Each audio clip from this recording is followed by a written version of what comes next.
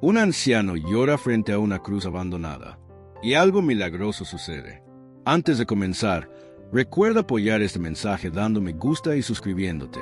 Que disfrutes la historia. La bruma matinal se aferra al suelo del viejo cementerio como un manto de seda gris, difuminando los contornos de las lápidas y envolviendo todo en un silencio casi sagrado. El sol apenas insinúa su presencia tras las nubes, proyectando una luz fría que hace relucir las gotas de rocío sobre la hierba. A unos pasos del portón de hierro forjado, rechinante y cubierto de óxido, Andrés ajusta la correa de su mochila de herramientas y respira hondo. El aroma terroso de la tierra húmeda y las flores marchitas se mezcla con el leve olor a pino de los cipreses que custodian el recinto. Él es el jardinero más joven contratado por la administración del pueblo y, aunque lleva semanas trabajando allí, aún no se acostumbra a la sensación de estar rodeado de nombres y fechas silenciosos. Sin embargo, algo más, algo profundamente humano, o quizá divino, le aguarda esa mañana. Al llegar al sendero principal, sus botas crujen sobre la grava y el sonido parece resonar demasiado fuerte en el vacío. Es entonces cuando lo ve. A lo lejos, junto a una antigua cruz de madera que se inclina levemente, hay un anciano. Viste un abrigo oscuro con los codos remendados y una bufanda gris que apenas oculta su barba blanca. El hombre, de rodillas, apoya las manos temblorosas sobre la base de la cruz y mantiene la cabeza baja. Su cuerpo tiembla como si sostuviera un peso invisible que amenaza con aplastarlo. Andrés se detiene, siente un nudo apretarle la garganta y, sin comprender por qué, baja instintivamente el tono de su respiración, como si temiera interrumpir un diálogo íntimo entre aquel desconocido y el cielo. Durante varios minutos, observa cómo el vapor del aliento del anciano se disipa en el aire y, al acercarse unos pasos, comprende que no solo tiembla de frío, lo hace de dolor. Gotas brillantes se deslizan por sus mejillas y se pierden en el polvo del sendero. El sonido es casi imperceptible, pero cada sollozo parece golpear el pecho de Andrés con la fuerza de un campanazo. Él mira alrededor buscando a alguien más, algún visitante tempranero, un guardia. Nada. Solo el rumor distante de palomas que aletean sobre las estatuas y el crujido de ramas cuando el viento pasa. Finalmente, Andrés da un paso adelante. El roce de la grava bajo su suela alerta al anciano, que, aunque no levanta la cabeza, se encoge como si temiera ser reprendido. Con mano temblorosa, el joven saca una pequeña botella de agua de su mochila y se aproxima con cautela. «Señor», murmura, modulando la voz para que suene como un susurro amistoso. «¿Está usted bien? ¿Necesita ayuda?» El anciano levanta apenas el rostro. Sus ojos, enrojecidos, reflejan una mezcla de sorpresa y gratitud. Durante un segundo, Andrés cree distinguir un atisbo de alivio, pero enseguida el hombre vuelve a bajar la mirada sobre la tierra. «Gracias, hijo», responde con voz rasposa, como quien lleva horas sin hablar. «No se moleste. Yo solo necesito un momento más». Andrés extiende la botella de agua. Hace frío y el piso está húmedo. ¿Por qué no se sienta en ese banco? Señala una banca de piedra, cubierta de musgo. «Puedo ayudarlo a levantarse». El anciano niega con suavidad, acariciando el borde de la cruz con la yema de los dedos. «Aquí es donde debo estar». Cierra los ojos y, mientras inhala, una lágrima aislada le rueda hasta la comisura de la boca. «Hace 20 años perdí a mi hijo. Cada día vengo para pedirle a Dios que me perdone por no haber estado con él cuando más me necesitaba». El corazón de Andrés late con fuerza. La revelación lo deja sin palabras, pero siente crecer en su interior un impulso de consuelo. «Lo siento mucho», dice al fin. «No puedo imaginar ese dolor. Si me permite, puedo mantener limpia esta área, plantar algunas flores. Su hijo merece un lugar bonito». El anciano lo observa con detenimiento, como si midiera el peso de esas palabras. La bruma se abre un instante y un rayo de sol frío ilumina la cruz, destacando sus grietas y astillas. El anciano suspira. «Te lo agradecería, de verdad». Su voz se quiebra. «Mi nombre es Elías». Andrés se presenta, estrechando con cuidado la mano del hombre, áspera y helada. Durante ese apretón, una extraña calidez parece envolverlos. Un murmullo casi imperceptible de hojas que se mecen y un leve cántico de mirlos que arranca entre los árboles, como si la naturaleza compartiera la intimidad de ese momento. Mientras Elías retoma su posición de oración, Andrés aparta unos metros y, con el corazón aún encogido, comienza a quitar las malas hierbas alrededor de la cruz. El metal de su pequeña pala brilla bajo la luz tenue, y cada vez que la hunde en la tierra, siente que no solo trabaja por respeto a los muertos, sino por algo mayor, un acto silencioso de compasión. A su alrededor, el cementerio sigue siendo un tapiz de mármol y recuerdos, pero ahora, en el centro de ese lienzo, la figura arrodillada de Elías, su llanto y el joven jardinero arrodillado a su lado, forman una escena que parece pintada por manos invisibles. Así transcurren las primeras horas. Elías reza, susurra palabras casi inaudibles. Andrés limpia, planta pequeños lirios que sacó de un macetero olvidado en el invernadero. De vez en cuando, se miran y se sonríen, como quienes han reconocido en el otro la chispa de una misma esperanza, la de que, tal vez, el cielo todavía se incline sobre la tierra para escuchar el llanto de los corazones desgarrados. Mientras la mañana avanza y la bruma se disipa por completo, un leve calor abraza el lugar, y Andrés entiende que no está presenciando una simple rutina de luto, sino el preludio de algo que aún no puede explicar, pero que ya empieza a transformar el silencio del cementerio en un susurro de posibilidad. El aire de la tarde lleva un olor dulzón a magnolias que florecen en los jardines vecinos, y el sol, ya en descenso, proyecta sombras largas sobre los pasillos de grava del cementerio. Andrés empuja la carretilla con los restos de malas hierbas que arrancó durante la mañana. Cada piedra que rueda bajo la rueda metálica emite un chasquido seco, un contrapunto al canto lejano de los grillos que despiertan antes del anochecer. Ha pasado todo el día cuidando el rincón de la cruz, sin apartar de la mente la confesión de Elías. Esa nota de arrepentimiento retumba en su pecho con frecuencia inesperada. ¿Cómo se vive 20 años con semejante carga? Al llegar a la caseta de herramientas, cuelga su chaqueta en un gancho de madera y, sin sentarse, dibuja en un cuaderno un mapa mental de Camposanto, nombres, fechas, símbolos de ángeles, epitafios. Busca una lápida que coincida con la tragedia que la anciana del pueblo insinuó.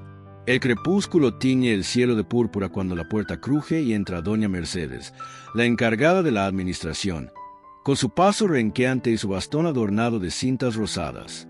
Mira a Andrés por encima de sus lentes y sonríe con afecto. Pensé que ya te habrías ido, muchacho. Su voz suena como papel secante, suave pero firme. ¿Te quedas a velar a los difuntos esta noche?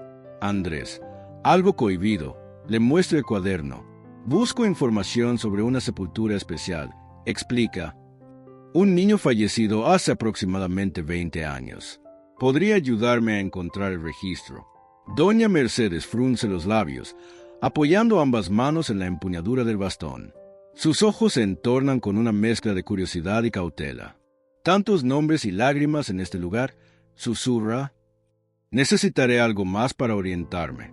El padre viene todos los días, añade Andrés. Se llama Elías. Parece llevar una culpa muy grande. Quisiera, no sé, hacer algo por él. Tal vez saber más me ayude a entender. La mujer lo observa con ternura y asiente. Sin decir palabra, lo conduce a un archivo polvoriento donde los tomos de actas reposan en estantes torcidos. En el suelo, el eco de los bastonazos acompaña un silencio solemne. Con dedos hábiles, ella extrae un libro de tapas descoloridas y lo abre sobre una mesa iluminada por una lámpara de escritorio. Veamos, murmura, pasando páginas amarillentas. Aquí está, Miguel Ángel de la Fuente, fallecido el 22 de abril de 2005. Cementerio Sector Norte, parcela 17. Causa, atropello en carretera rural. Suspira, llevándose una mano al pecho. Recuerdo ese día. El niño tenía apenas 11 años. El estómago de Andrés se contrae. Aquella fecha está a solo 2 días de cumplirse un nuevo aniversario. El destino parece vibrar en las paredes de madera. ¿Sabe algo de la familia? Pregunta. La madre murió de enfermedad un año después. Al padre se lo tragó la tierra. Susurra, bajando la mirada. Hasta que, hace unos años, empezó a venir ese anciano. Nadie sabía su nombre, pero todos suponíamos la verdad. Un dolor así no se disimula. Andrés acaricia el borde de la página como si temiera que las letras se desvanecieran. Necesito verlo otra vez, dice. Quizá pueda darle consuelo. Doña Mercedes coloca con cuidado una mano sobre el antebrazo del joven. A veces, hijo, basta con estar ahí. Dios hace el resto. La noche cae como un telón salpicado de estrellas, y Andrés, incapaz de marcharse, se dirige de nuevo al rincón donde la cruz oscura se recorta contra el cielo. La linterna que lleva apenas abre un círculo de luz sobre la grava, pero aún así reconoce la silueta encorvada de Elías. Ha regresado, vestido con el mismo abrigo, las manos entrelazadas bajo la barbilla. Su voz se alza en un susurro quebradizo que el viento arrastra en jirones incomprensibles. Andrés espera a prudente distancia hasta que el anciano concluye su plegaria y se incorpora con esfuerzo. Un leve quejido escapa de sus labios. Don Elías llama en voz baja. Encontré algo que quizá le interese. El anciano gira lentamente. Sus ojos, humedecidos, reflejan la luz de la linterna. ¿Andrés? ¿Todavía aquí? Quería estar seguro de que llegara bien a casa. Hace una pausa, luego prosigue. Sé dónde descansa su hijo. Puedo mostrarle la lápida original mañana, si desea colocar flores. Una emoción indefinible cruza el rostro de Elías. Parece mezcla de alivio, gratitud y miedo. Pasé años buscándolo en este lugar. Susurra, sin valor para preguntar. Sentía que no merecía saber dónde yacía. Pero Dios envía ángeles cuando menos lo esperamos. Andrés traga saliva, sorprendido por la palabra ángeles. Soy solo un jardinero, responde. Pero me sentiría honrado de acompañarlo. Elías asiente. Luego dirige la mirada hacia el cielo, donde una nube se aparta y deja pasar la luna llena. Susurra casi para sí mismo. Miguel Ángel, siempre te imaginé jugando con la luz de la luna. Quizá esta noche me escuches.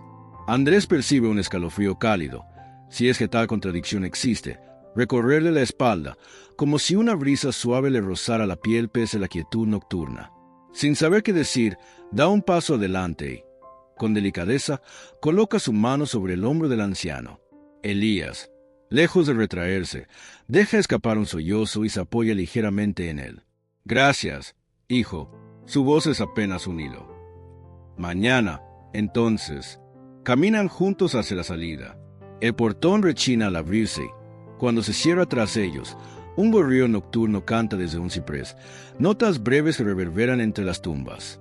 Andrés acompaña a Elías hasta una calle lateral donde lo aguarda un autobús casi vacío. El anciano sube, se sienta junto a la ventana y, antes de que el vehículo arranque, posa la mano abierta sobre el cristal a modo de despedida silenciosa. Andrés corresponde con un gesto y observa cómo las luces internas del autobús se alejan, flotando sobre el asfalto como luciérnagas en retirada. Solo entonces advierte que sus botas están cubiertas de barro fresco, a pesar de que no ha llovido desde el amanecer. Mira atrás, hacia el cementerio, y la cruz erguida en la penumbra parece emitir un leve resplandor plateado. Sacude la cabeza con incredulidad y sonríe. Tal vez los milagros no siempre se anuncian con trompetas. A veces comienzan con la decisión de un desconocido de compartir una botella de agua y un puñado de flores. Mientras el frío nocturno le muerde las mejillas, Andrés siente que, a cada paso que lo aleja del campo santo, en realidad se adentra más y más en un terreno donde lo ordinario y lo divino están separados solo por un suspiro. El amanecer pinta el horizonte de un naranja translúcido que se derrama sobre los tejados del pueblo como si alguien hubiera volcado lentamente un tarro de miel dorada. Andrés sale de su pequeña habitación al fondo del invernadero con la chaqueta todavía húmeda de rocío y un ramo de lirios recién cortados. Cada pétalo exhala un perfume suave que le recuerda los veranos de su infancia. Revisa su reloj. Son las 6:15. Faltan escasos minutos para que el autobús de la línea 3 haga su primera parada frente al cementerio. No quiere llegar tarde. La promesa hecha a Elías la noche anterior late en su pecho con una mezcla de responsabilidad y ternura. A su alrededor, los primeros trinos de los jilgueros se confunden con el rumor lejano de un motor que despierta. El joven respira hondo, metiendo las manos en los bolsillos, y emprende el camino de grava que separa el invernadero del gran portón.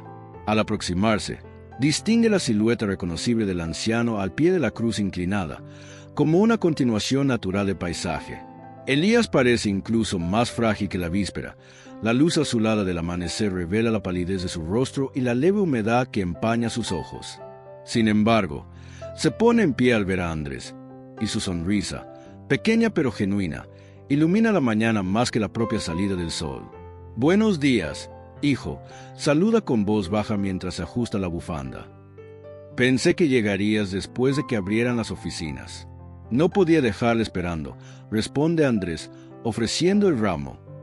«Estos lirios necesitan un lugar donde florecer». El anciano toma las flores con manos temblorosas. Una brisa repentina arrastra el perfume y hace crujir tenuemente los cipreses, como un aplauso reservado solo para los dos. Andrés abre la puerta lateral que conduce al sector norte y avanzan por un sendero sombreado donde las hojas caídas forman un tapiz marrón rojizo bajo sus pasos. En cada recodo, pequeñas placas de bronce relucen. De vez en cuando, una fotografía ovalada devuelve sonrisas congeladas en el tiempo. Elías camina más despacio. Su respiración se hace audible. Andrés aminora el paso para no apresurarlo. La quietud se convierte en un puente de respeto entre ambos. Cuando llegan a la parcela 17, el sol se ha asomado lo suficiente para encender chispas en las gotas que adornan el mármol de la lápida. El nombre Miguel Ángel de la Fuente está grabado en letras que el musgo apenas comienza a reclamar. Elías se queda inmóvil, los lirios oprimiéndose contra su pecho. Una lágrima silenciosa corre y se pierde en su barba. Andrés rompe el silencio con la delicadeza de quien sopla sobre una vela encendida. He traído también una pequeña paleta. Podemos desenterrar la base para limpiarla y que la inscripción se vea mejor. Si le parece bien. El anciano asiente sin palabras. Se arrodilla y, con la punta de los dedos, recorre cada letra como si las tallara por primera vez. Su voz se alza en un susurro quebrado. «Perdóname, hijo, por todas las promesas que no cumplí, por cada cumpleaños que dejé pasar.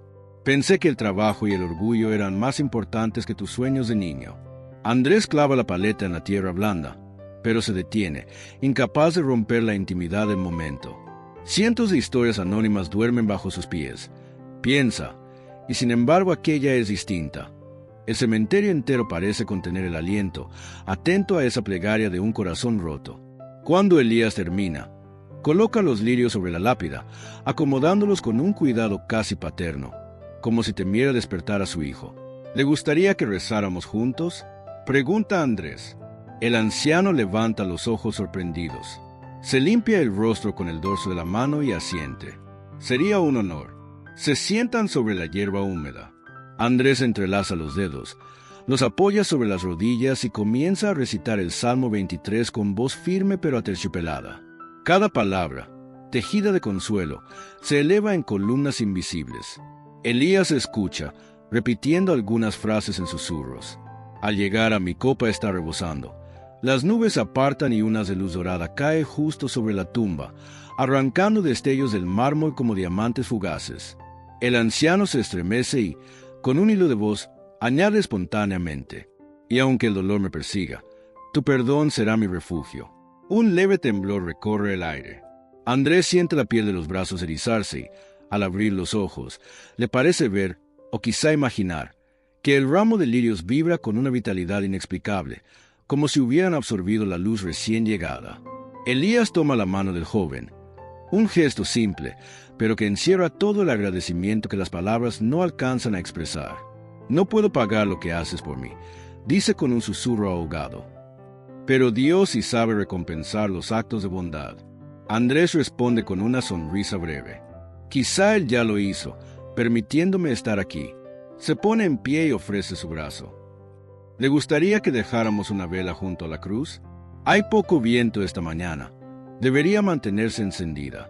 De vuelta al rincón de la cruz, el cementerio parece otro. Donde antes había maleza y abandono, ahora asoman brotes verdes que Andrés plantó la víspera y que, sorprendentemente, han abierto pequeñas corolas blancas pese al frío nocturno. Elías se detiene, observa la transformación y murmura: «Es como si la tierra misma celebrara el regreso de mi hijo a mis oraciones». Andrés enciende la vela, colocando la base en un cuenco de piedra que halló tras un panteón olvidado. La llama oscila, parpadea y, contra todo pronóstico, se estabiliza aun cuando una ráfaga fría recorre el lugar. El anciano junta las manos y entorna los ojos. El silencio que se forma en torno a ellos ya no es de muerte, sino de promesa. Un sonido de pasos interrumpe el recogimiento. Una mujer de unos 50 años, con un ramo de gladiolos malva, se acerca con expresión curiosa. Se llama Clara, es visitante habitual y, al ver las flores recién plantadas, sonríe. Intercambia un saludo con Andrés y pregunta si puede dejar sus gladiolos en la tierra recién removida. Confiesa que también busca consuelo por la pérdida de su hermano. Elías le cede espacio y la mujer se arrodilla, conmovida. En cuestión de minutos, 3 desconocidos se encuentran compartiendo un momento sagrado que ninguno habría imaginado al despertar, una comunidad improvisada que se forma alrededor del dolor y la esperanza. Andrés observa desde un paso atrás, y en su mente aparece una idea casi luminosa: convertir aquel rincón en un jardín de perdón, un lugar donde cualquiera pueda plantar una flor y orar. No dice nada aún, pero el proyecto se arraiga con fuerza, como si las raíces de los lirios se extendieran hasta su corazón. Comprende que, a veces, los milagros no llegan como relámpagos que parten el cielo, sino como semillas diminutas que germinan bajo la superficie hasta que un rayo de luz las hace brotar. Poco después, cuando el sol ya se eleva sobre la copa de los cipreses, Elías, visiblemente cansado pero sereno, se despide. Se apoya en el brazo de Andrés para descender el pequeño escalón que separa el sendero de Portón y, antes de marcharse, deja sobre la palma del joven un objeto diminuto envuelto en terciopelo azul. Andrés lo deshace y descubre un colgante de plata con forma de cruz. El anciano habla quedo, casi al oído. Pertenece a Miguel Ángel. Encontré fuerzas para guardarlo todo este tiempo, esperando el día en que alguien me recordara que la fe no muere con el cuerpo. Llévalo tú, ha sido mi ángel terrenal. Andrés quiere protestar, pero Elías cierra sus dedos en torno al colgante y le dedica una última sonrisa. El autobús dobla la esquina, y el anciano se aleja sin volverse. Con el colgante latiendo contra su palma, Andrés siente que algo ha cambiado para siempre. Lo alza contra la luz, la plata refleja un destello que lo obliga a entrecerrar los ojos, y es en ese instante cuando comprende que, en el cementerio, la vida y la muerte no son opuestos irreconciliables. Son capítulos sucesivos de una misma historia que Dios sigue escribiendo a través de manos dispuestas a sembrar compasión. Una semana transcurre con la regularidad de un reloj de arena que se vacía y se invierte al amanecer.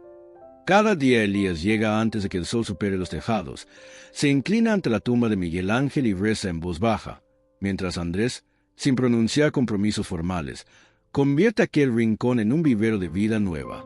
Ha traído azaleas blancas, semillas de lavanda y pequeñas estacas de madera con versículos manuscritos por los visitantes que ya empiezan a llegar movidos por el rumor de un cementerio que florece. Hay algo casi musical en la rutina. El sonido metálico de la regadera al llenarse la fuente, el roce de la tierra al abrirse bajo la azada, el susurro del anciano murmurando oraciones que parecen vibrar en las hojas recién brotadas. Cada voz, cada gesto, compone una liturgia sencilla y Andrés siente como el jardín, que él llama el secreto del claro de la gracia, deja de ser un proyecto para transformarse en un ser vivo capaz de consolar a quienes cruzan la verja de hierro. Una mañana, poco después de acomodar nuevas piedras alrededor del macizo de lirios, el joven escucha pasos precipitados sobre la grava. Se gira y ve a Clara, la mujer de los gladiolos, con el rostro encendido por la urgencia. En su mano sujeta un sobrebeis arrugado, lo levanta a la altura del pecho como si portara una reliquia frágil. «Llegó esto para usted, don Elías», dice, entrecortada. «El cartero me vio en la puerta y me pidió que lo entregara. Trae su nombre y algo más, no sé». El anciano, sorprendido, toma el sobre con ambas manos y palpa el borde sellado. Sus dedos tiemblan. Durante un largo instante se limita a observar la caligrafía, una escritura infantil, trazada con tinta azul desvanecida. Andrés, a un paso, distingue ciertas curvas torpes que dibujan la palabra papá. Elías aprieta los párpados y exhala un suspiro que se asemeja a un quejido ahogado. Al rasgar con cuidado el borde, extrae una hoja amarillenta y un recorte de periódico cuidadosamente doblado. Comienza a leer, y sus labios se mueven con un murmullo apenas audible. Al llegar a la mitad del texto, sus rodillas ceden y Andrés apresura a sostenerlo, pero el anciano alza un gesto suave que lo detiene. Con esfuerzo, se endereza y fija la mirada en el cielo despejado, como si buscara las palabras más allá de las nubes. «Es la letra de mi hijo», susurra, mirándolo todo sin ver. La escribió cuando tenía 10 años y me esperaba para cenar. Nunca la llegué a leer. Se quedó olvidada en un cajón de casa de mi hermana. Hoy me dice que aún me perdonaba antes de que ocurriera el accidente. Papá, no te preocupes si trabajas hasta tarde. Leo, sé que lo haces para darnos un futuro. La voz de Elías se quiebra y aprieta la nota contra su pecho. Durante 20 años creí que murmuraba reproches en la tumba.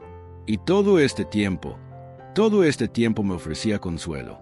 Andrés, conmovido, no encuentra respuesta. Pero Clara limpia con la manga de su abrigo las lágrimas que corren por su propio rostro y se arrodilla sobre la hierba fresca.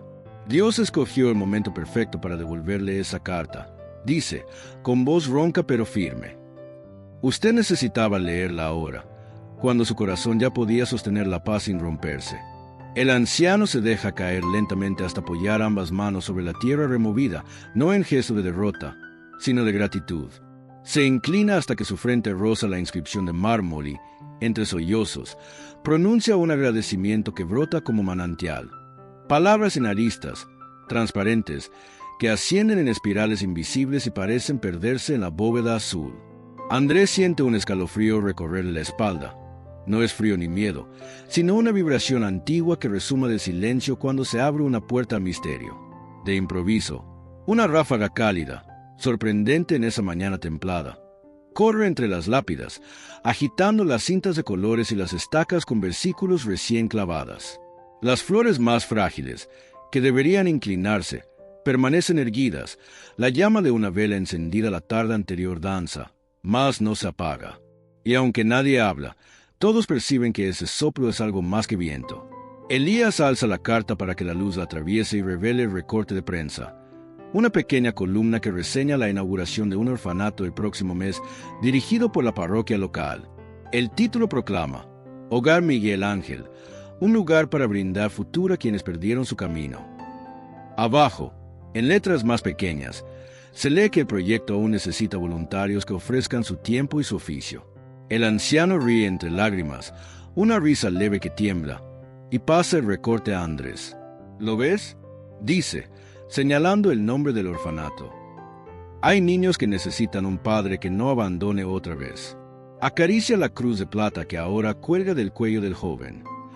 Tal vez esta sea la forma de servir que me queda antes de reunirme con él. Andrés reinicia el aliento que había contenido. Las palabras de Elías retumban dentro de su pecho y rebotan en cada recuerdo de su propia vida. La ausencia de su padre, el consuelo que encontró trabajando entre tumbas, el impulso inexplicable que lo llevó a ofrecer agua a un desconocido. Toma la mano del anciano y aprieta con decisión. Entonces iremos juntos, afirma. Yo sé enseñar a cultivar jardines. Esos niños necesitarán un huerto. Y usted puede enseñarles a perdonar antes de que el dolor eche raíces. Los ojos de Elías se iluminaron con un fulgor suave, como si dentro ardera una brasa antigua recién avivada por el soplo de algún aliento celestial.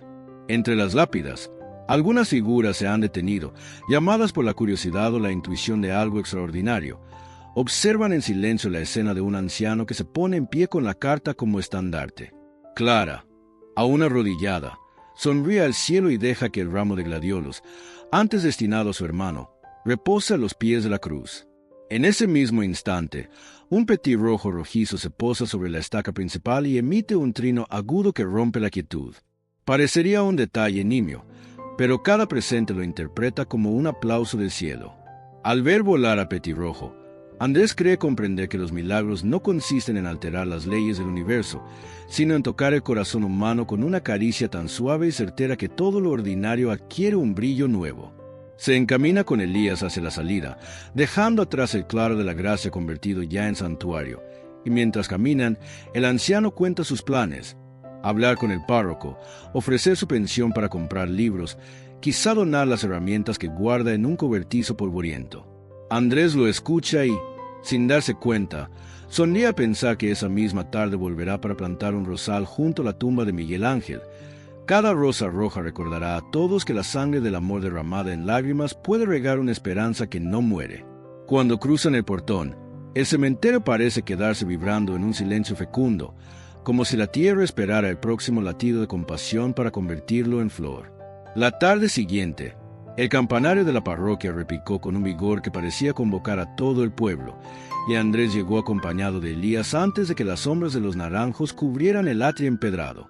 El padre Ismael esperaba en la puerta lateral con su sotana gastada y las mangas arremangadas.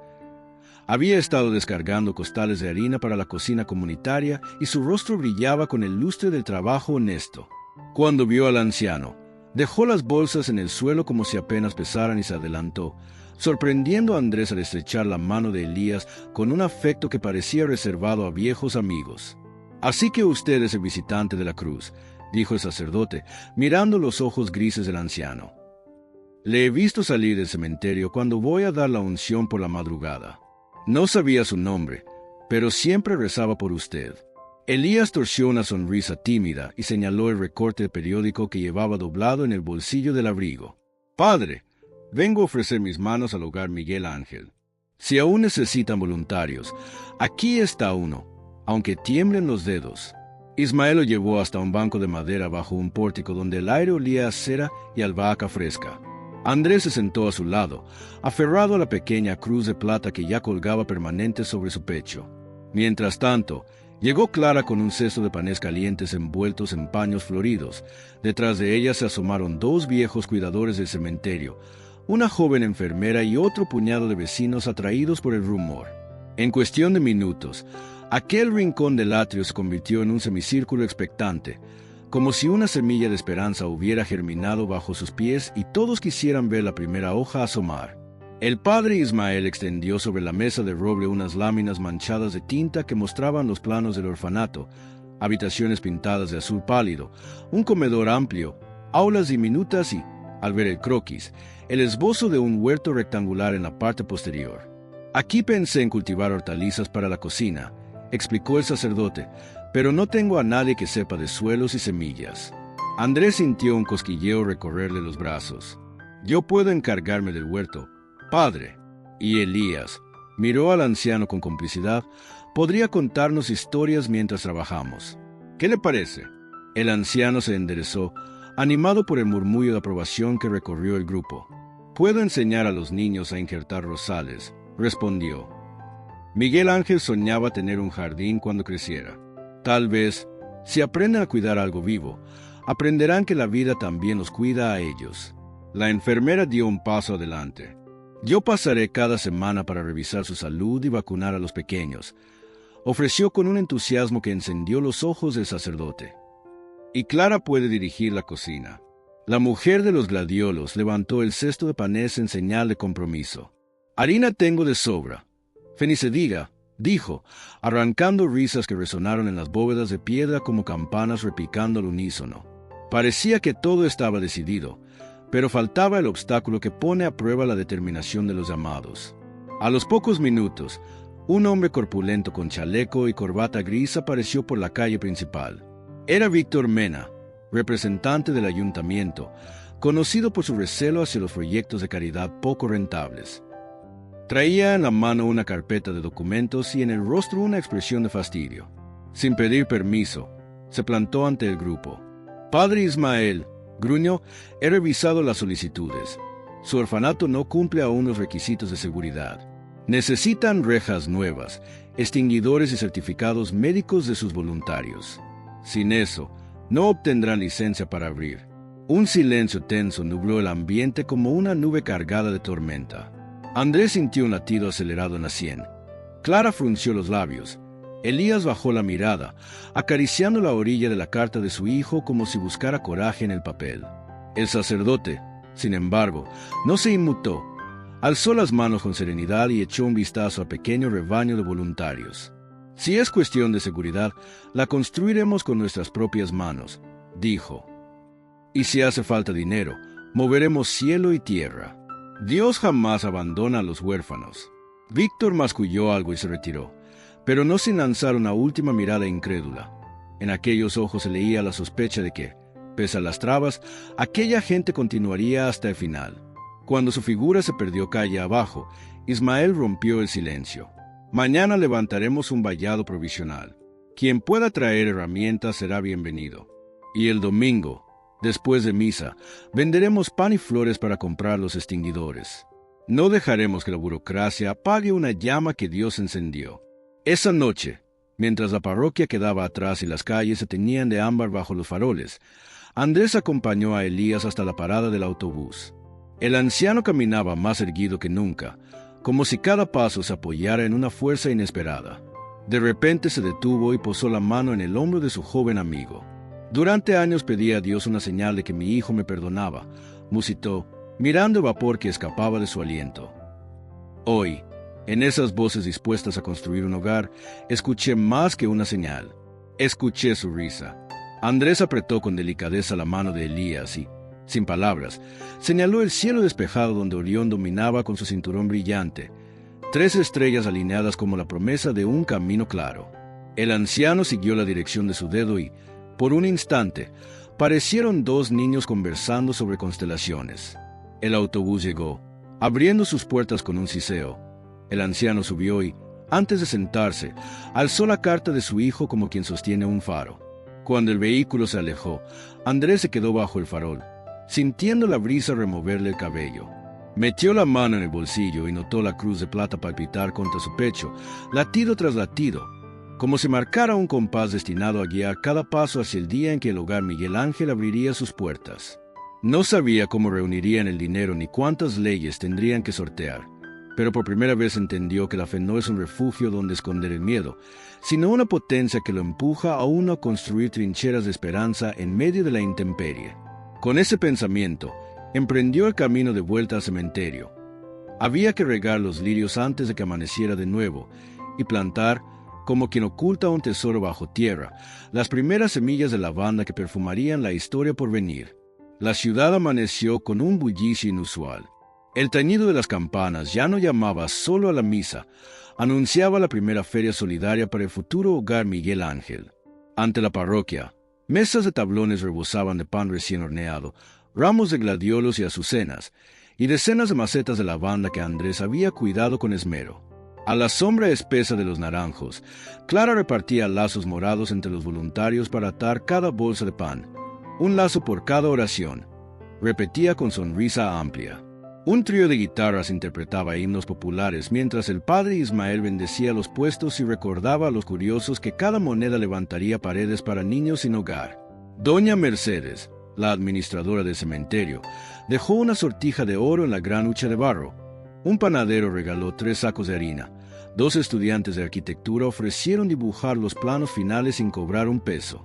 Parecía que la ciudad entera hubiera despertado con ganas de darse. Andrés atendía el puesto de plantas. Una niña de 8 años, con trenzas desordenadas y vestido azul, se detuvo ante un tiesto donde asomaba un brote tímido. «¿Cómo se llama esta flor?», preguntó, hundiendo un dedo en la tierra. «Lavanda», respondió él.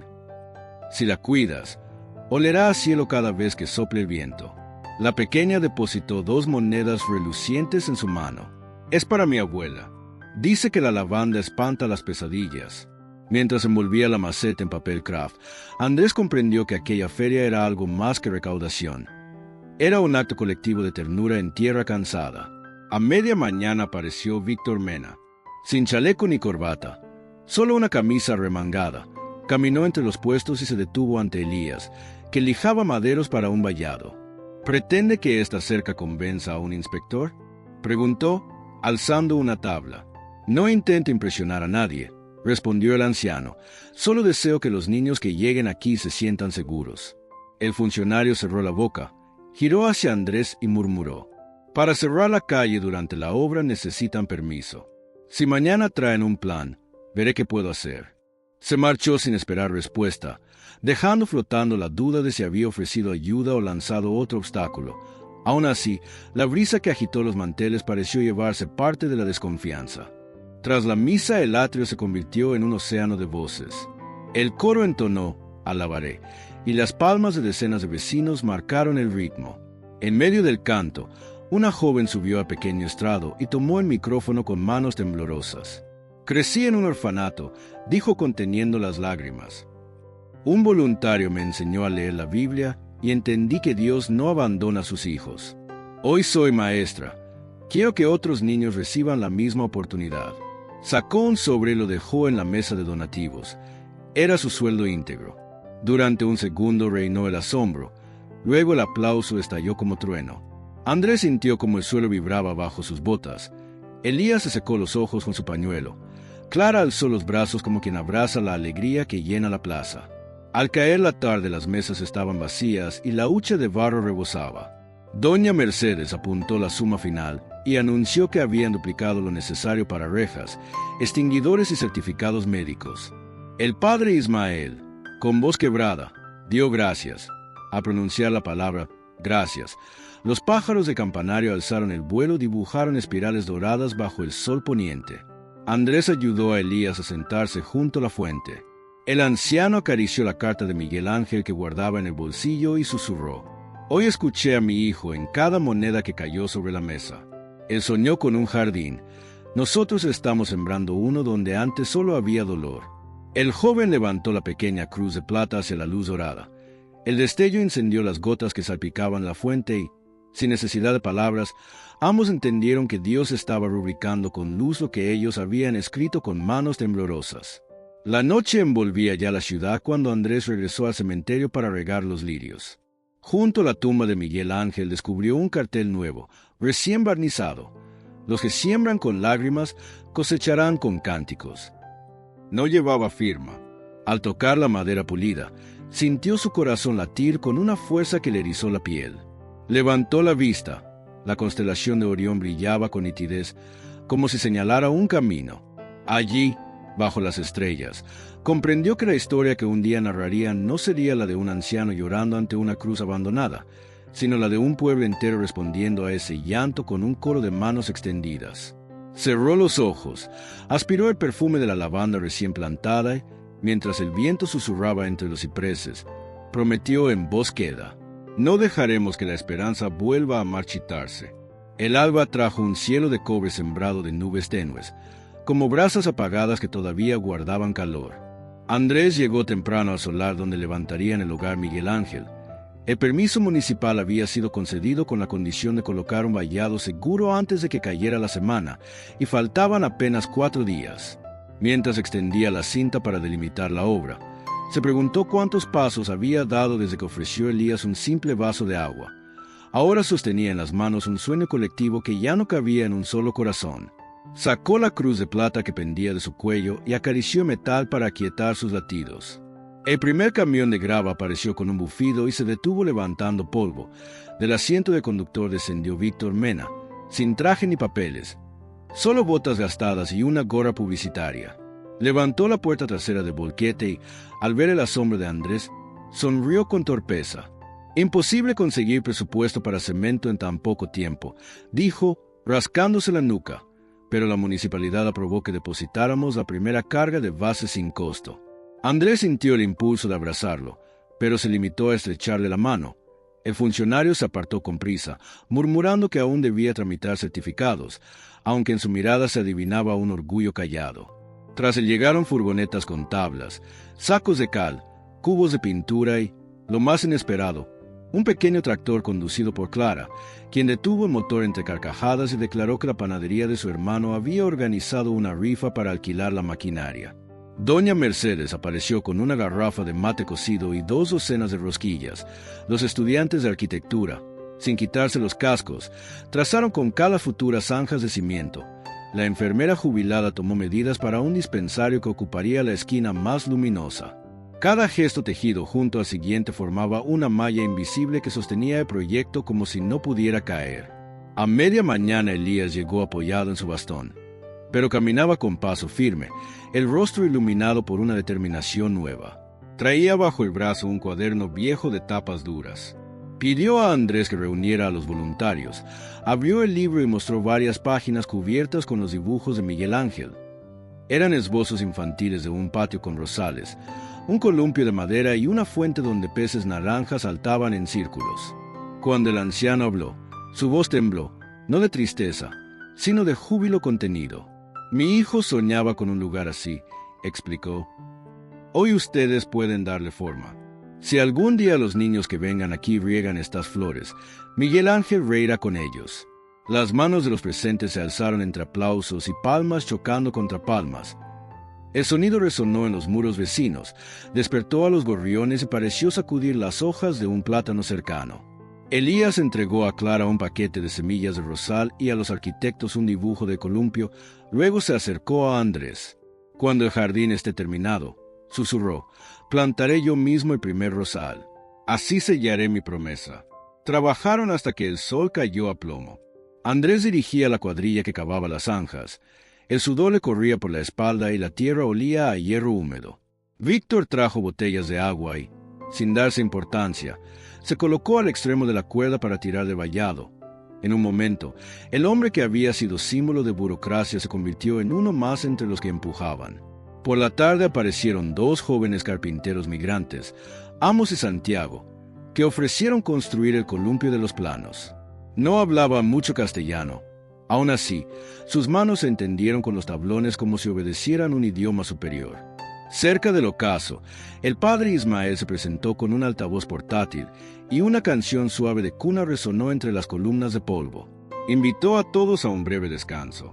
Sentados sobre sacos de arena o bordes de piedra, compartieron pan todavía tibio y mate cocido.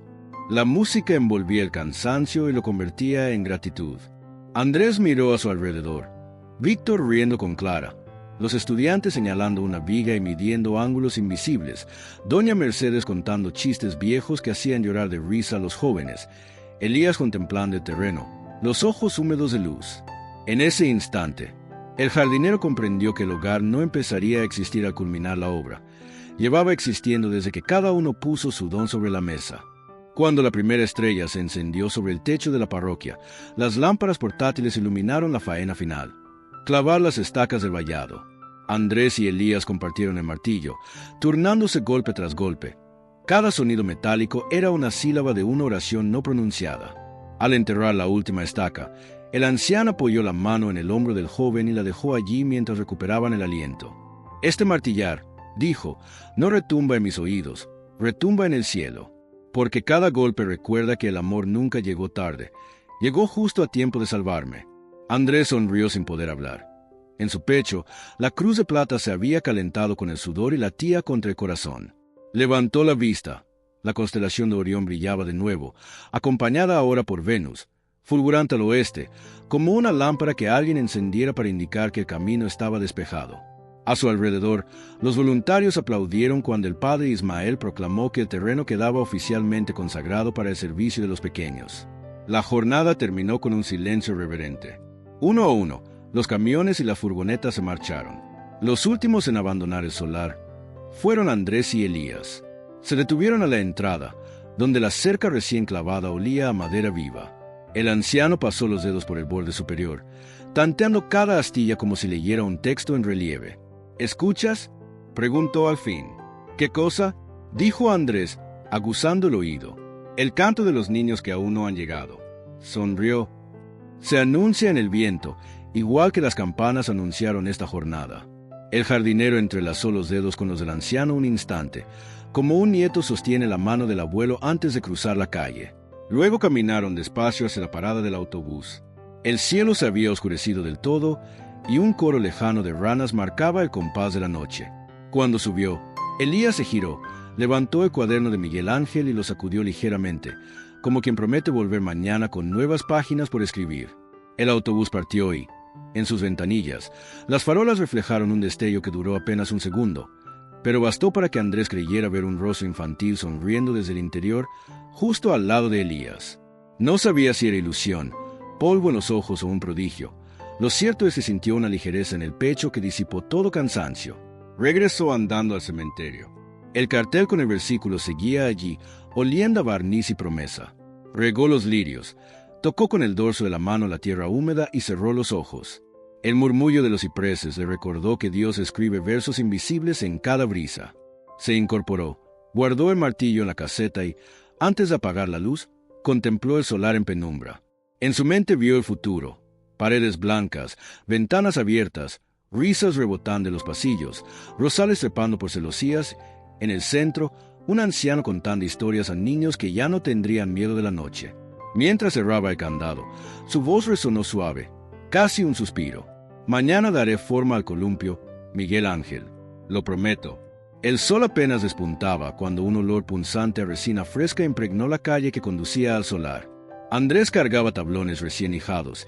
Antes de posar la primera pieza en el suelo, se detuvo a escuchar. El sitio que ayer era pura expectación se había convertido en una sinfonía de martillos, sierras y voces que se alzaban hacia el cielo como una oración ruda y sincera. Amos y Santiago afilaban formones bajo un eucalipto. A su lado, Elías sostenía el cuaderno de Miguel Ángel abierto por la página donde el niño había dibujado un columpio con alas de madera. Cada vez que los carpinteros calcaban un trazo sobre las tablas, el anciano asentía como si oyera la voz de su hijo dictando instrucciones invisibles. 2 travesaños más altos, sugirió con un temblor alegre. Decía que quería tocar el cielo con la punta de los pies. Andrés sonrió y ayudó a izar los postes.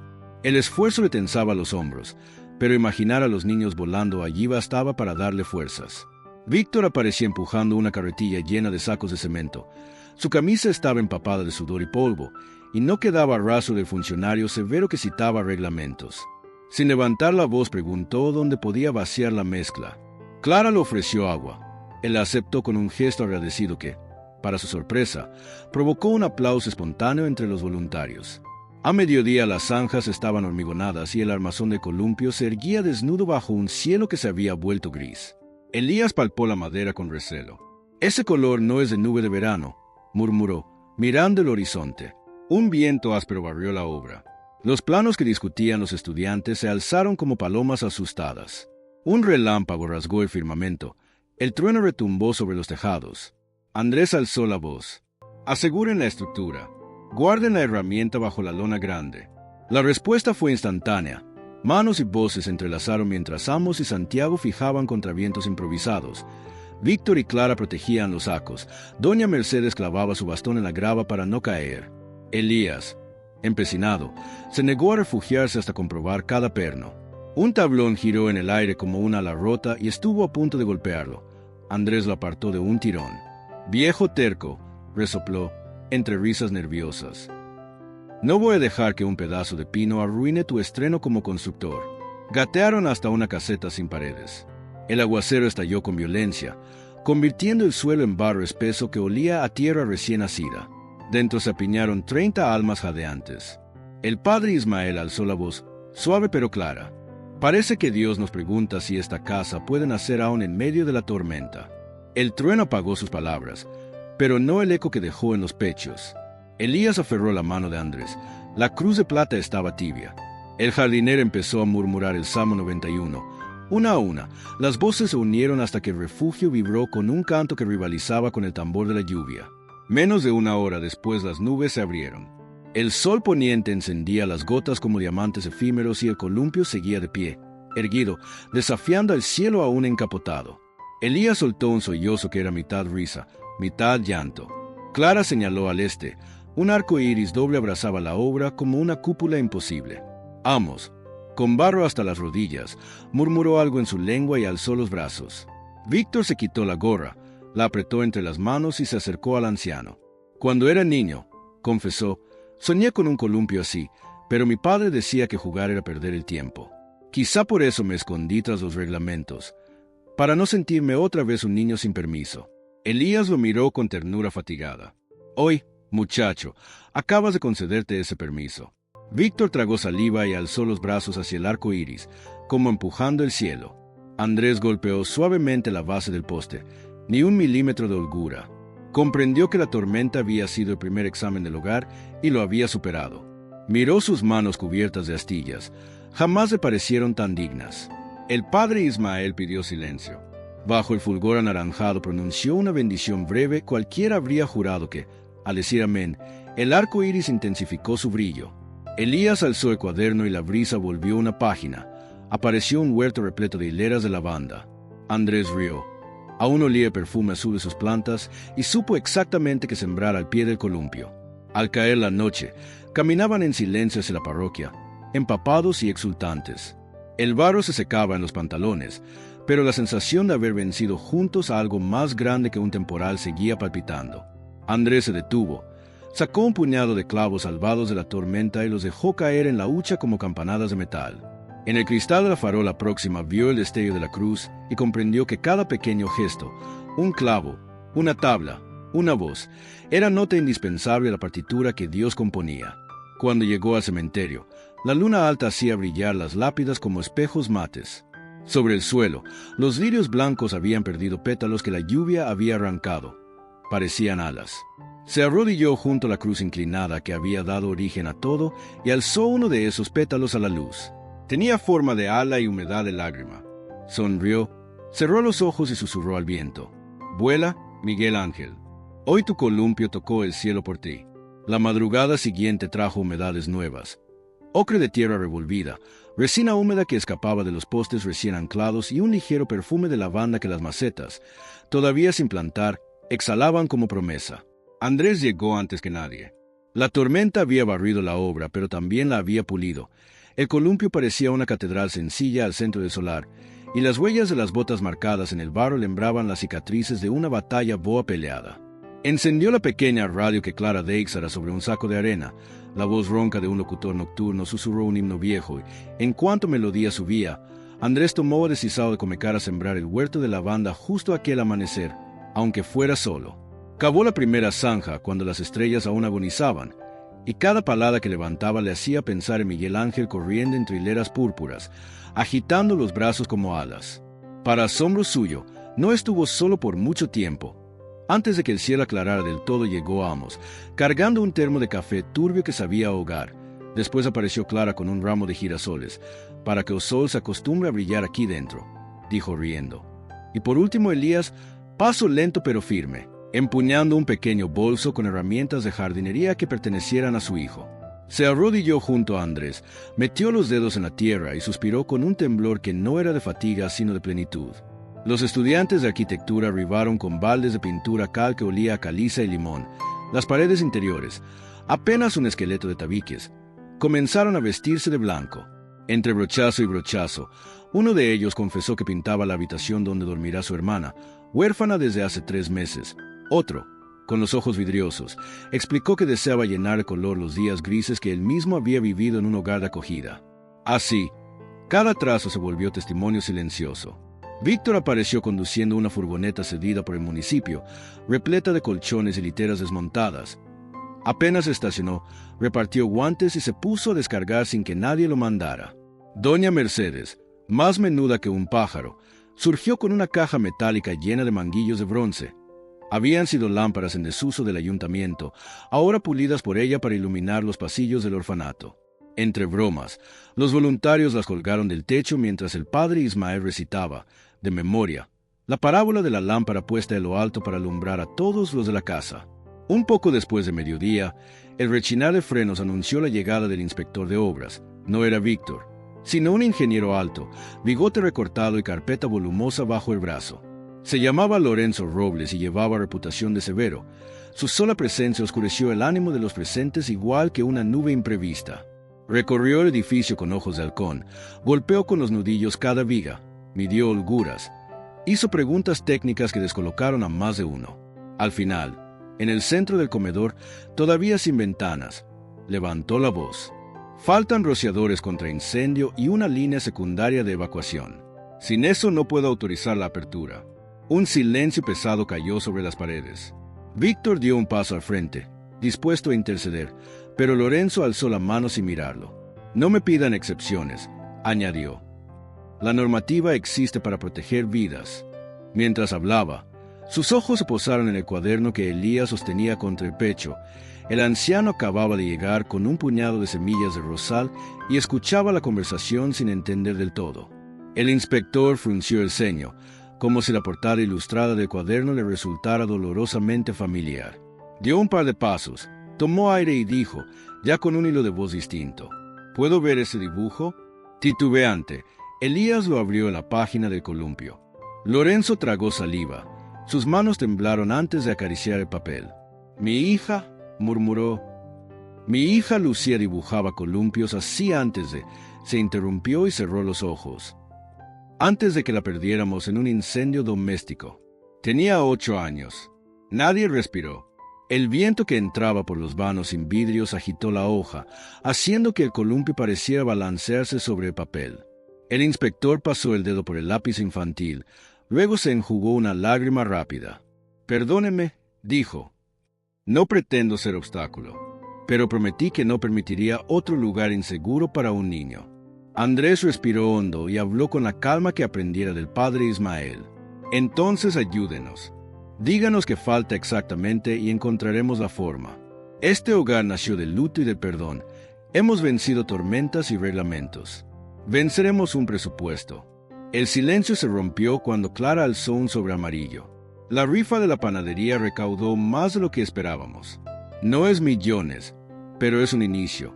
Víctor levantó una mano aún manchada de cemento. Y el municipio puede ceder tuberías y mano de obra si el señor Robles supervisa el montaje.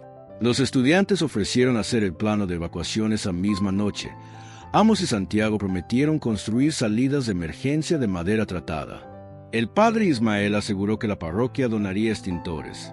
Lorenzo Robles, con la voz ya quebrada, cerró su carpeta, exhaló un suspiro y sonrió por primera vez.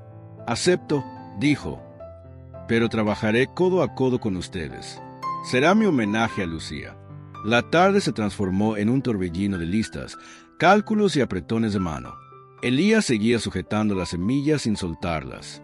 Cuando por fin se acercó a la futura puerta principal, escarbó con su bastón en la tierra blanda y depositó allí los granos minúsculos. «Este rosal será para Lucía», susurró. «Así su perfume vivirá entre risas». El inspector se arrodilló a su lado y, sin importarle la camisa blanca, cubrió con tierra las semillas.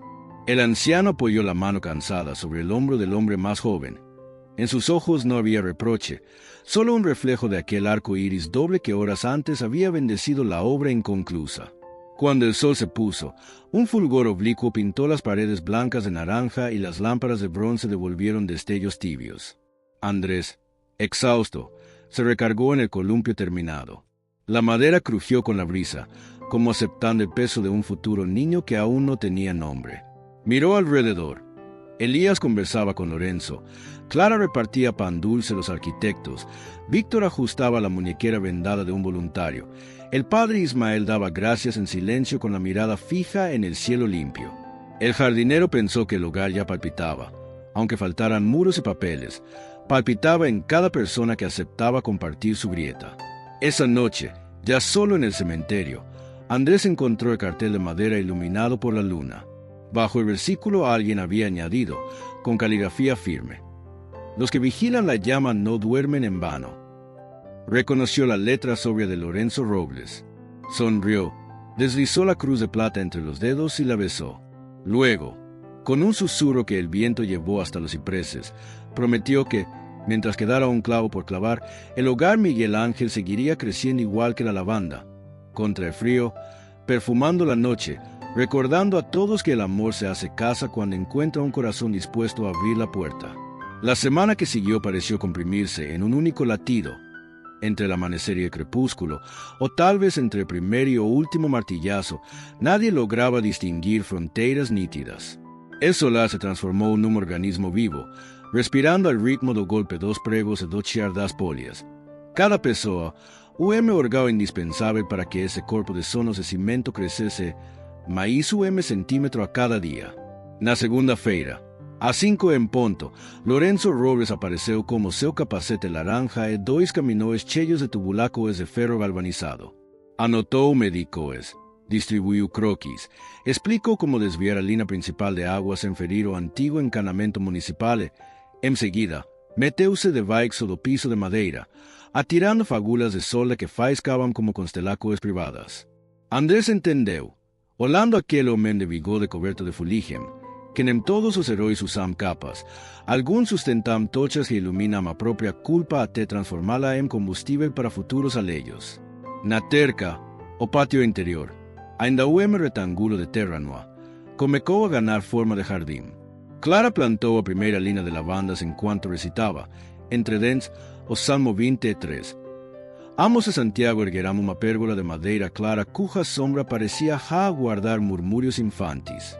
Víctor supervisionaba cacambas de brita, mas, inesperadamente, entregaba às criancas que bisbilhotavam pelos muros rebarbas de madeira lixada, convertidas em espadas improvisadas. O riso ecoaba em corredores inacabados e saltava sobre pocas de tinta fresca, pintando de esperança até os pregos esquecidos na serrajem. Foi quarta-feira quando a eletricidade chegou. O gerador emprestado pelo quartel dos bombeiros alimentou durante horas o zumbido de furadeiras e serras circulares, até que finalmente as lâmpadas que Doña Mercedes Polira acenderão todas ao mesmo tempo. O clarão quente inundou o salão principal, alastrándose até a cocina ainda sem azulejos. O eco do coletivo ressoou no teto alto. Por instante, Andrés achou ter ouvido o riso de menino. Ao olhar para Elías, viu que o velo também erguia a cabeça, como se procurasse algo invisível dancando entre as vigas. O anciano apertou o pulso do jovem. Ele está contente, murmurou. En 122 precisou perguntar quem era ele. Na quinta-feira, antes do primeiro bocejo da cidade, chegou o caminhão dos extintores. O motorista, o sujeito corpulento de sobrenome Serrano, recusou o pagamento. Explicava, com voz rouca, que sua esposa crescera num abrigo semelhante e que, se aquele lugar salvasse uma só criança do medo que ela vivera, ele mesmo cobriria os custos da próxima recarga de peo químico. Lorenzo indicou as alturas regulamentares para cada cilindro vermelho, enquanto Víctor, escada aos ombros, comecou a fixá-los como se pendurasse quadros de família. Entre Martín, o mais jovem dos arquitetos, e Doña Mercedes, elaboraram um mapa de Bacoacao em cartolina verde limão, desenhando setas com giz branco e colando na entrada principal. O barbeiro do bairro, que passara para entregar café, sugeriu plastificar o cartaz. Minutos depois, surgiu como uma laminacao perfeita, orgulhoso de ter contribuído com algo além de cortes de cabelo gratuitos prometidos para as crianças.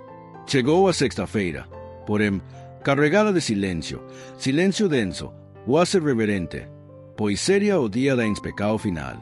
Às 9 em ponto, Lorenzo reapareceu não apenas com seu capacete, mas como scanner térmico, 3 pranchetas e 2 bombeiros em traje completo de combate a incêndio. Os voluntários retrairão-se como alunos antes de uma prova crucial. Andrés, coberto de manchas de tinta azul, guiou o grupo pelas salas recém-pintadas, dormitório das meninas, dormitório dos meninos, enfermaria, refeitório. Cada extintor foi testado, cada rota de fuga cronometrada, cada detector de fumaça disparado. O sam estridente dos alarmes reverberou nas paredes recém-revocadas como trombetas bíblicas. Mesmo assim, ninguém tapou os ouvidos, ouvia-se ali uma música de dever cumprido. Pouco depois do meio-dia, os ensaios terminaram. Lorenzo reuniu todos no pátio, diante do columpio alado que brilhava sob o sol de primavera. Folheou lentamente sua prancheta, como sacerdote lendo liturgia. O silêncio era tão espeso que se ouvia o tic-tic de grillo escondido na lavanda. Por fim, respirou fundo. Señoras y señores, el hogar Miguel Ángel cumple con todas las exigencias de seguridad. Estalo de palmas explodiu no ar. Risos e lágrimas misturaram-se, abracos reventaram como boto de flor depois de longa geada. Elías segurava o quaderno contra o peito com tanta força que o papel enrugou. Lorenzo, olhos sumidos, sacou do bolso o carimbo de tinta verde e pressionou sobre a última página. Aprovado.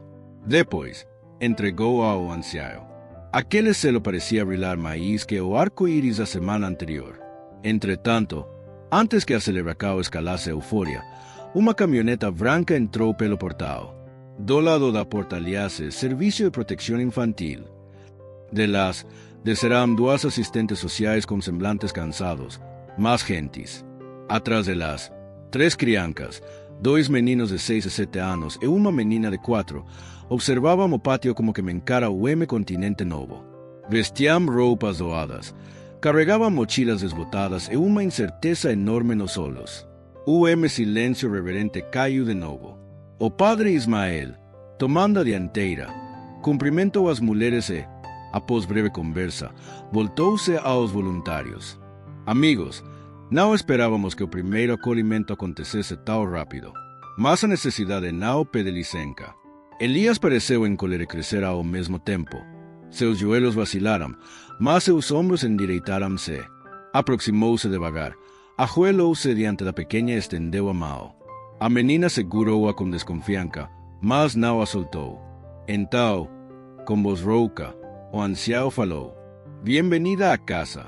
Os meninos, Atraídos pela promessa da aventura, correrá Mateo o Columpio. Ambos de UMN o rápido na corda de segurança, e Santiago seguro o assento enquanto os bombeiros, ainda de capacete, olavam divertidos. O primeiro impulso fez a madeira chiar. O segundo arrancou o grito de alegria. No terceiro, o garoto maior abriu os braços como se realmente quisesse tocar o céu. O som daquele riso subiu acima dos telados, atravessou pineiros, alcançou o campanário e, quem sabe, percorreu as nuvens onde Miguel Ángel desenhava brinquedos alados. Clara guiou a menina até o dormitório recém-pintado de lilás. As assistentes sociais, com lágrimas discretas, entregaram documentos ao padre Ismael.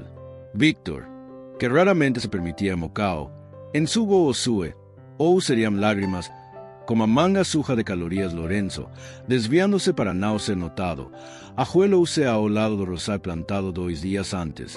Entre a terra ainda fofa, o broto tenro despontava. Tocou-o como indicador, como se conferisse pulso ao recém-nascido. Elias aproximou-se. Em nenhum deles falou. Só ficaram ali, respirando perfume quase imperceptível que prometia flores futuras. O crepúsculo chegou tingindo de cobre as paredes brancas. As lâmpadas de Doña Mercedes acenderão-se automaticamente, lancando a luz suave sobre os corredores. Dentro, os meninos receberão pijamas novos. A menina escolhe o ursino de pelúcia que alguém deixara sobre a cama e adormeceu antes que Clara terminasse de ajustar o lençol. Pelo corredor, ouvia-se o tilintar de talheres. Andrés servia sopa de legumes. Doña Mercedes distribuía fatias de pão doce. Os estudantes, agora como aventais, organizavam copos de esmalte colorido. O padre Ismael percorreu cada mesa, murmurando bencaos vaicino. Lá fora, Elias sentou-se sozinho no columpio, empurrando-se com leveza. A cruz de prata pendia do pescoço de Andrés, que se aproximou em silêncio. O ancião olhou o céu. Orión já surgia, discreto, e Vênus faiscava como na noite do arco-íris. Com voz que mal era o sussurro, disse: Escutas, hijo, este lugar canta. Janao e maíz solo tijolo e madeira, tornou-se coracao batendo. Andrés se sentou na grama úmida, abracando os joelhos. A brisa trouxe o cheiro de tinta fresca e lavanda recém-plantada. E ali, entre o murmúrio distante de gargaladas infantis e o arrulo de pombo no telado, compreendeu que a história se aproximava do seu clímax. O último tópico ainda os aguardava, mas aquela noite provaria que, quando as feridas se somam, podem reinventar-se em abrigo, em colo e em cancao. El séptimo amanecer llegó sin tambor de martillos ni olor a pintura fresca, mas como uma expectativa pulsando no ar, como corda de violino prestes a vibrar. Era o dia da inauguração oficial do Hogar Miguel Ángel. Os voluntários vestiram camisas brancas improvisadas como uniforme. Ao redor do portal principal, guirlandas de lavanda envolviam o letreiro recém-pintado. Andrés despertou antes do primeiro canto do galo, percorreu cada corredor em silêncio e abriu todas as janelas para que a luz filtrasse sobre os rostos adormecidos das 3 crianças que já chamavam o lugar de casa. No pátio, Clara parava últimos brotos em desalino. Víctor, nervoso como o país embatizado, verificava extintor por extintor. Os estudantes penduravam palos de papel nas colunas, e Doña Mercedes alinea pratos de barro com fatias de rosca doce. Às 9, o campanário soou. Moradores encheram a rua, muitos trazendo brinquedos ou mantimentos em sacolas de lona. O padre Ismael conduziu uma procissão modesta, entoando o cântico suave que misturava-se ao cheiro de pau quente. Lorenzo Robles, com capacete pendurado no braço, permanecia junto ao rosal plantado em memória de Lucía. 2 votos rosados despontavam, frágeis mais decididos, assim como ele próprio parecerá ao chegar. Quando Elias saiu pela porta principal, apoiado no bastão e vestindo casaco de lino limpo, a multidão abriu caminho num silêncio reverente. O velo carregava o quaderno de Miguel Ángel ao peito. Dentro, acrescentara uma última página na véspera. Descendo do orfanato concluído, crianças brincando no columpio ao lado, e a frase aqui cabem todos os que alguma vez choraram solos. Após breve liturgia de bencao, o padre entregou a Elias uma chave simbólica, grande, de madeira, feita por ambos, e pediu que inaugurasse o edifício empurrando suavemente o portal. Ao fazê-lo, o anciano dirigiu-se às crianças e afirmou que aquela chave pertence a elas, pois cada riso abrirá novas portas que nem sabemos existir. O menino maíz veló, o mesmo que voara no columpio, seguro o objeto con manos trémulas, surpreendido por tamano poder confiado. Nese instante, corre espontâneo de aplausos elevóse. Sinos, caes instantes até ônibus que passava parecerão sincronizar-se no compasso da celebracao. Seguiu-se uma mana repleta de pequenos milagres cotidianos.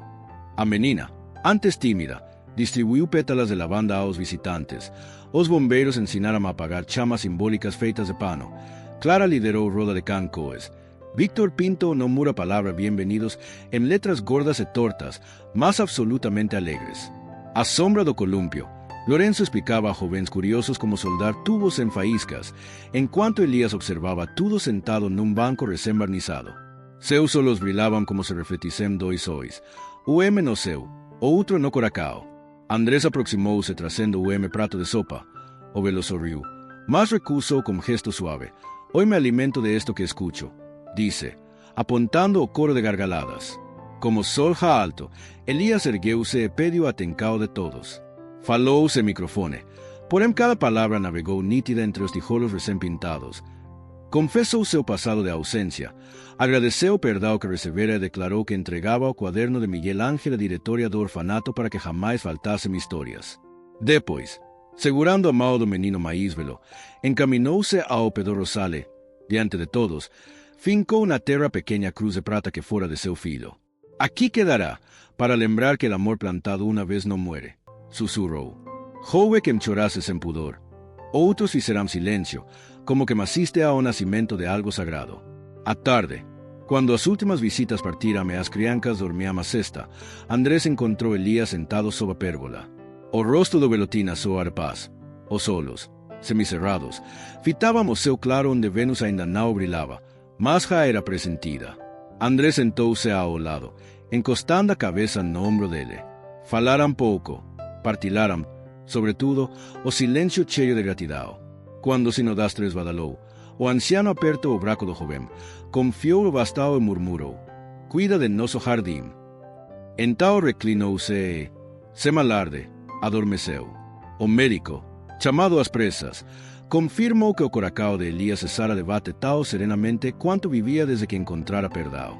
O luto foi breve mas profundo, transformado em vigília carinhosa. Na noite seguinte, as crianças acenderão velas ao redor do columpio. O rosal libertou seu primeiro perfume, e uma brisa leve girou as cordas, como se alguém invisível balancasse. Andrés, agora diretor voluntário do Hogar Miguel Ángel, olhou os votos que Sabrián me compreendeu. Cada página do quaderno tinha ganado carne, riso, futuro. Enquanto fechava as janelas, ouviu do pátio sussurro de lavanda a madeira que parecia dizer: "Los que siembran con lágrimas cosecharán con cánticos." Então respirou fundo, ajustou no pescoço a cruz vécia e, antes de apagar a última luz, deixou no livro de registros uma nota para o dia seguinte: iniciar plante de novas lavandas, contar aos pequenos a história de Elias, lembrá-los de que o céu se toca primeiro como coracao.